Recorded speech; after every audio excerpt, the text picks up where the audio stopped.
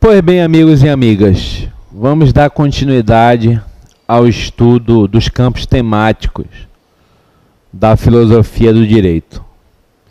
Depois de nós examinarmos a ética, a ontologia, a gnoseologia e a epistemologia, cumpre-nos estudarmos a axiologia como campo da filosofia do direito. Mas o que é axiologia? Meus amigos, a axiologia é o campo da filosofia do direito que estuda os valores. Vale dizer, a axiologia jurídica estuda os valores que integram a experiência do direito. Como nós já havíamos colocado em outro momento, o direito é um objeto cultural.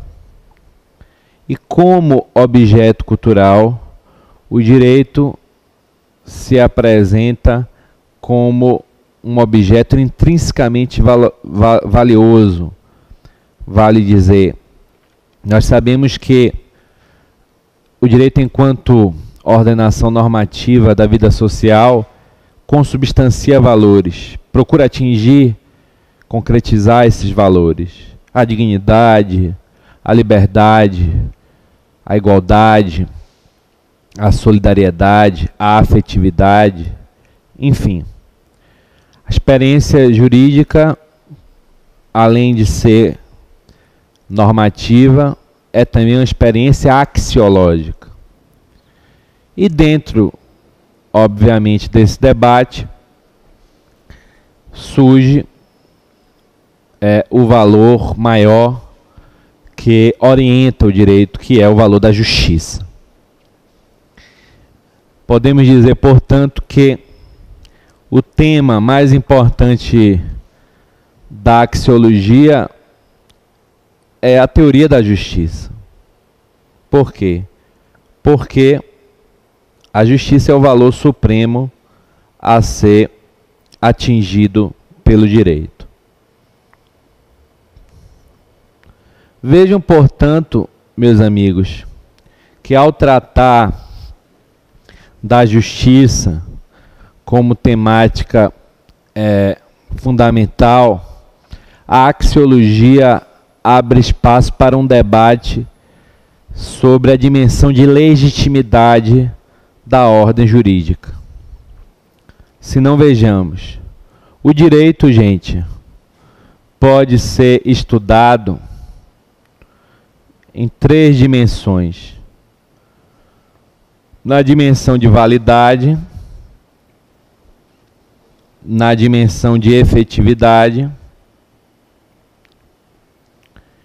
e na dimensão de legitimidade.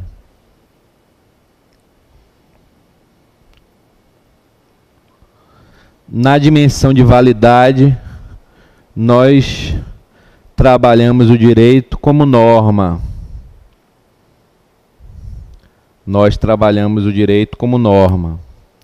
Vamos discutir, por exemplo, na dimensão de validade, se uma lei está ou não compatível com a Constituição dentro da pirâmide normativa do ordenamento jurídico, que foi idealizada pelo grande jurista Hans Kelsen. A validade é, portanto, um atributo da experiência jurídica que nos remete a uma dimensão entre as normas, é, portanto, uma dimensão eminentemente normativa. A dimensão de efetividade nos remete aos fatos, ou seja, o direito está sendo observado pela realidade, os agentes sociais estão efetivamente cumprindo com os preceitos normativos. Então vocês, por exemplo, visualizam a lei seca. Será que a lei seca ou a nova lei seca está sendo cumprida pelos agentes sociais? Se estiver, ainda que essa efetividade seja garantida pela fiscalização intensa do Estado, haverá adequação fática. Se, por sua vez, os preceitos normativos não estiverem sendo observados pelos agentes sociais, nós não teremos mais como falar de efetividade. Mas no plano da axiologia, a dimensão mais importante é a dimensão de legitimidade. É o valor. É o valor. E que valor é esse? O valor do justo. A axiologia, portanto, prioriza, no plano do direito, a dimensão de legitimidade. O debate sobre a legitimidade, sobre a justiça das normas jurídicas. Então, podemos, por exemplo, discutir se é justo que um cidadão seja obrigado a votar num Estado democrático de direito. E podemos, talvez, chegar à conclusão que a norma que obriga o cidadão a votar está desprovida de legitimidade, como, por sua vez, podemos entender que o Estatuto do Idoso é uma legislação que atende à dimensão de legitimidade por realizar a justiça, como o Código de Defesa do Consumidor realiza a justiça no âmbito do mercado de consumo, ou pelo menos potencializa a realização da justiça no âmbito do mercado de consumo. Interessa também, desde já, frisar que nem sempre legitimidade e efetividade andam juntos. O Estatuto do Idoso é uma lei considerada justa pela grande maioria da sociedade brasileira, embora careça de efetividade. Então, legitimidade é um aspecto muito valorizado pela axiologia jurídica e que nos remete ao debate sobre a justiça.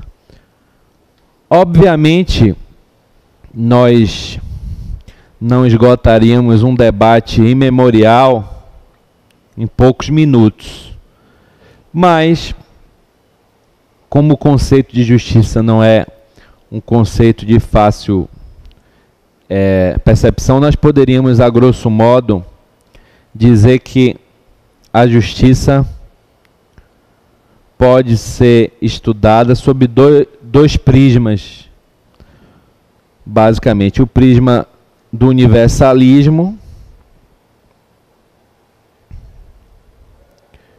e o prisma do multiculturalismo. Esse é o grande debate que hoje nós encontramos dentro da filosofia do direito. Os universalistas sustentam a ideia de que a justiça seria um valor absoluto e imutável. Ou seja, a justiça, seja ela identificada com a natureza, com a vontade de Deus, com a razão humana, seria um valor absoluto e, portanto, invariável nas sociedades humanas. Essa concepção foi defendida pelos justnaturalistas desde a Idade Antiga até a Idade Moderna. Essa concepção, obviamente, perdeu força porque, sendo o direito um objeto cultural, não podemos entender a justiça como um valor naturalmente absoluto e invariável. E é por isso que a visão multicultural é a visão hoje mais aceita. A visão segundo a qual a justiça seria um valor construído por cada sociedade a partir de elementos históricos, sociais, próprios de cada agrupamento humano. É, inclusive, a concepção que se alinha com a atual teoria dos direitos humanos, direitos que são vistos como direitos capazes de aproximar a ordem jurídica do valor do justo em cada sociedade, em cada cultura. Então, essas seriam algumas reflexões para o entendimento do papel da axiologia jurídica dentro da filosofia do direito. Também devemos descrever o sentido da hermenêutica dentro da filosofia do direito. A hermenêutica, gente, se desenvolveu admiravelmente nas últimas décadas e hoje pode ser entendida como um dos campos mais efusivos, instigantes da filosofia do direito. A hermenêutica é uma teoria da interpretação do direito. A hermenêutica é um campo justo-filosófico que estuda a origem, os pressupostos, a natureza e a metodologia da interpretação do direito. O termo hermenêutica provém da mitologia grega. Está associada ao deus Hermes, que era, na tradição helênica, um mensageiro dos deuses. Hermes levava a mensagem dos homens para o conhecimento dos deuses e trazia a resposta dos deuses para o conhecimento dos seres humanos. E por que é que um saber vinculado à interpretação está associado a Hermes, que era um mediador? Porque, gente, qualquer interpretação do direito, como qualquer interpretação geral, é uma mediação. Qualquer interpretação jurídica é uma mediação. Qualquer interpretação jurídica é uma mediação comunicativa. No caso do direito, a interpretação jurídica é uma atividade de mediação entre o sistema jurídico normativo e a sociedade. O intérprete é um médium, também na experiência jurídica. O intérprete faz a lei falar. A lei não fala. O intérprete faz a lei falar à medida que define o sentido e o alcance das expressões normativas do direito. A hermenêutica é hoje um campo muito importante, porque na era pós-positivista, diferentemente da era positivista, valoriza-se muito o papel do intérprete na construção do próprio sentido da norma. Durante o positivismo legalista dos séculos XVII, XVIII e XIX, a interpretação era meramente literal, era uma interpretação textual, o juiz era considerado a mera boca da lei. Hoje não. No mundo pós-positivista, sobretudo após a Segunda Grande Guerra Mundial, sustenta-se a ideia de que o intérprete deve apresentar uma postura criativa e construtiva em face da realidade social. Daí porque a utilização do mero método gramatical não se afigura mais possível. Por isso que hoje, além do método gramatical, o intérprete vem se valendo dos métodos sistemático, histórico, sociológico e teleológico para o desenvolvimento da interpretação jurídica. Sistemático, ao se valer da ideia de sistema jurídico. Histórico, ao buscar os antecedentes remotos e imediatos que influenciam as normas jurídicas.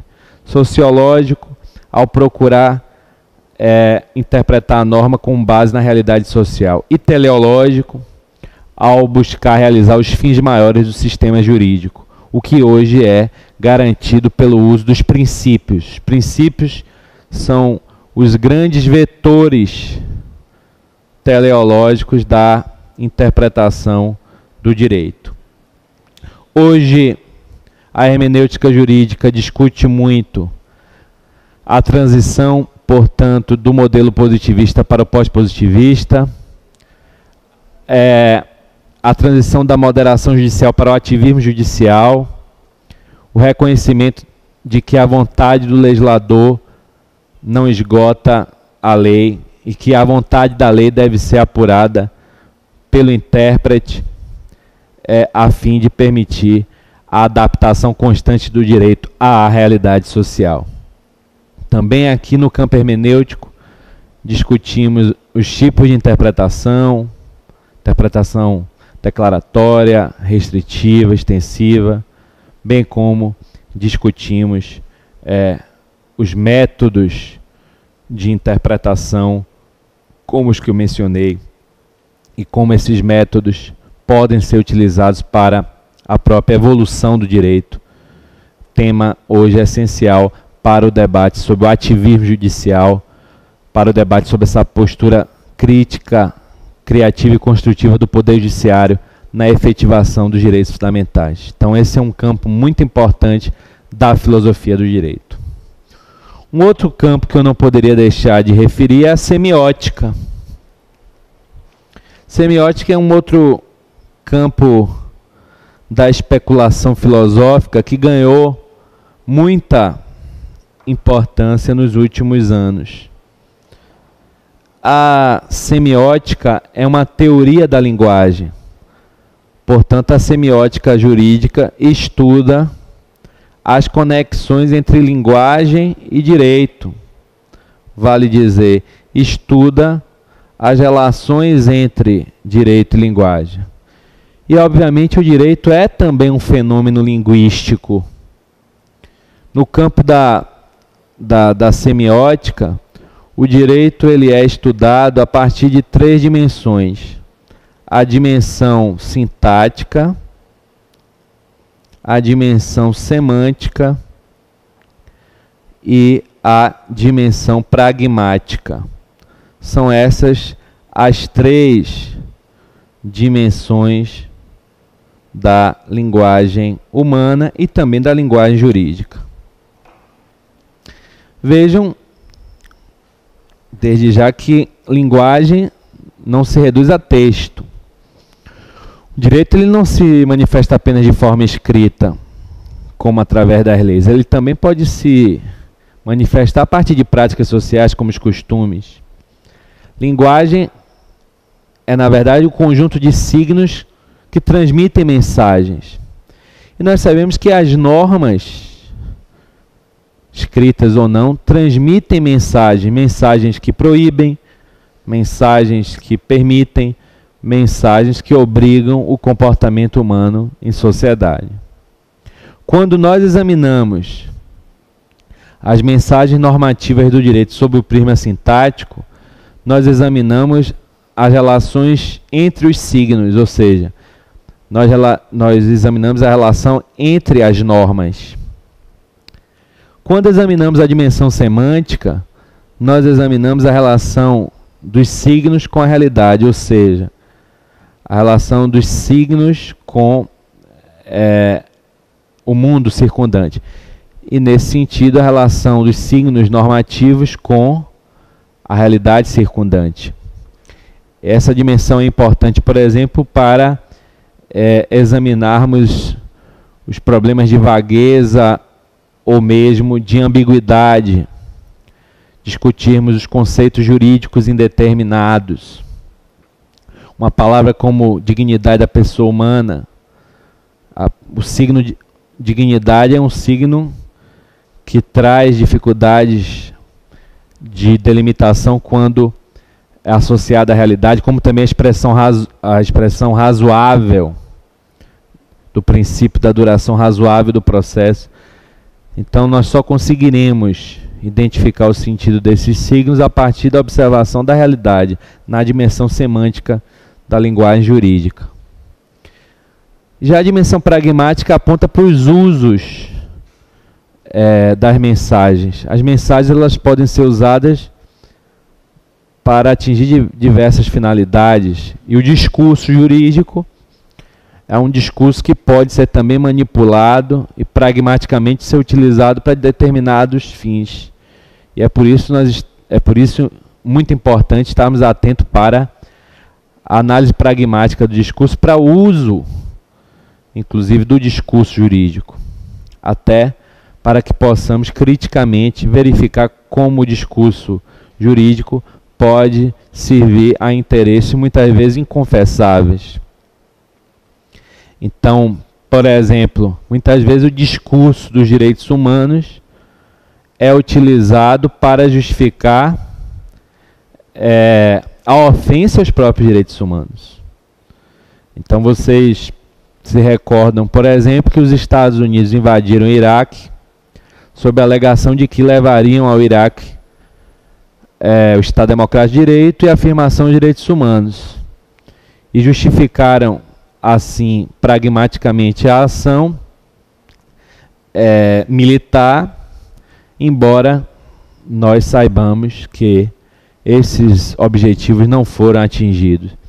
Então, a dimensão pragmática da linguagem é importante para que nós possamos refletir criticamente sobre o uso dessa linguagem, inclusive da linguagem jurídica, e, de alguma forma, nós verificarmos quando o discurso jurídico se transforma numa justificativa para fundamentar alguma ação social que procura atingir um interesse econômico, político ou ideológico inconfessável.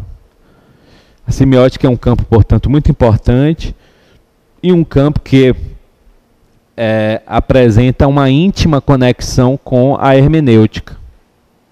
Por quê?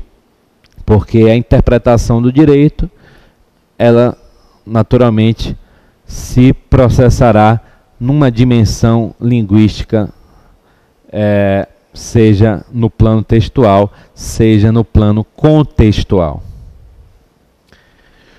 Um outro campo de grande relevância no âmbito da filosofia do direito é a retórica. A retórica não é um campo novo. Os gregos já tratavam da retórica, da teoria da argumentação. Por exemplo, na obra de Aristóteles, os romanos já tratavam da retórica no pensamento de Cícero. Mas a verdade é que a retórica ela foi retomada como campo de especulação filosófica ou filosófica após a Segunda Grande Guerra Mundial. A retórica é, portanto, uma teoria filosófica da argumentação.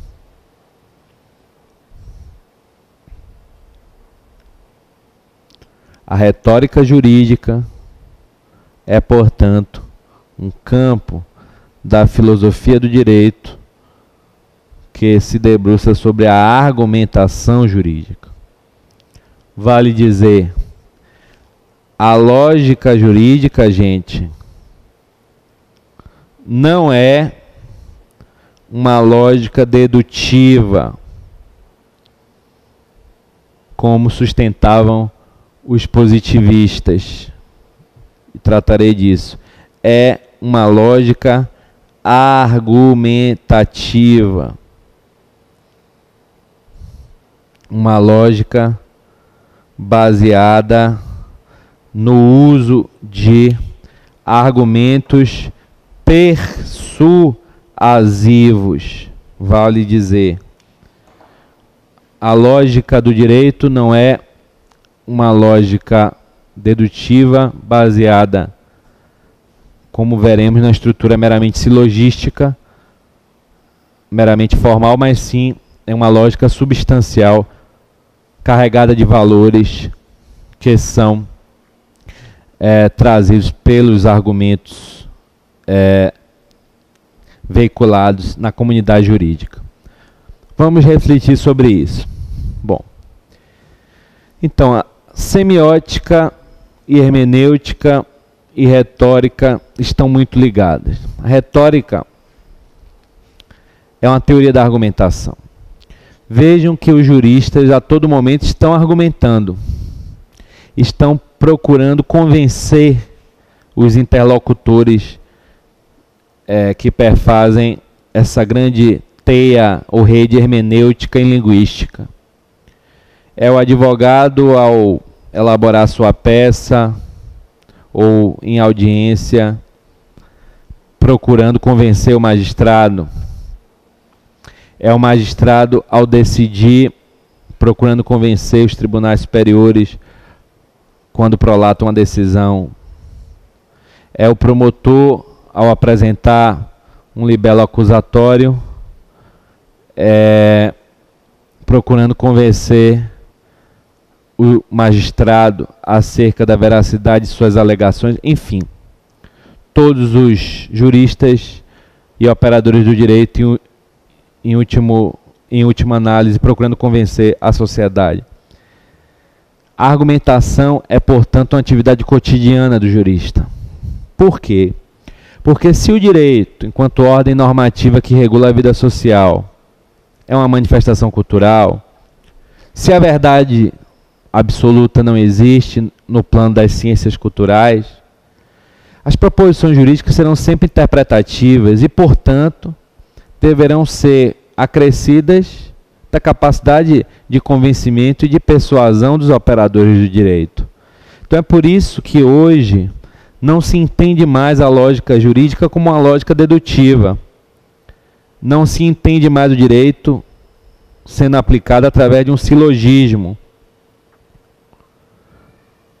Premissa maior mais premissa menor igual a conclusão.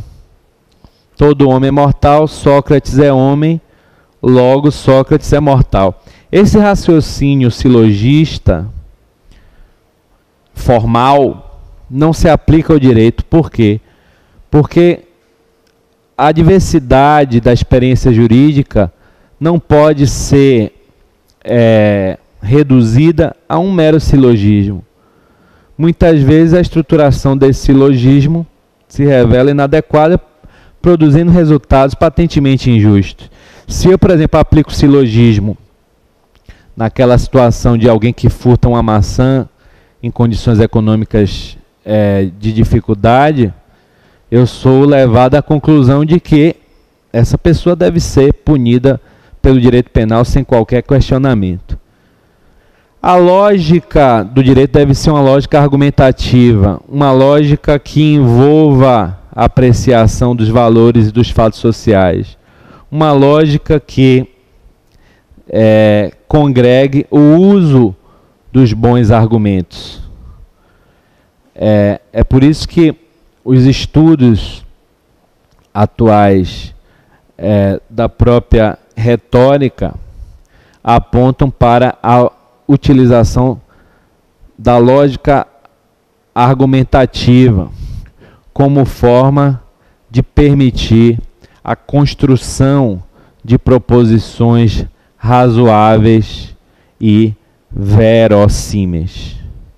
Obviamente, isso nos afasta do paradigma clássico de uma verdade absoluta e apodítica e nos aproxima de um paradigma clássico, de um paradigma não clássico, mas contemporâneo, de verdade relativa à conjectura. Isso é muito perceptível, por exemplo, quando nós estamos diante de um conflito entre princípios. Quando, por exemplo, nós nos deparamos com uma testemunha de Jeová, que em nome de sua liberdade religiosa recusa a transfusão de sangue. O médico que respeita o direito à liberdade religiosa, ainda que sacrificando o direito à vida, deve ser punido se a testemunha de Jeová acabar falecendo. Eu posso encontrar argumentos favoráveis em qualquer uma dessas interpretações ou correntes interpretativas. Aborto do feto anencefálico, conflito entre o princípio do direito à vida versus o direito à liberdade e dignidade da mulher. Poderei encontrar também argumentos favoráveis em qualquer dessas posições hermenêuticas. Ponderação de bens e interesses como técnica de solução de conflitos exige, contemporaneamente, a utilização dos bons argumentos e, obviamente, a capacidade dos juristas de convencer todo o auditório que é a comunidade jurídica, a sociedade. Tá certo, gente? Então essas seriam as reflexões que eu gostaria de fazer sobre os campos temáticos da filosofia do direito.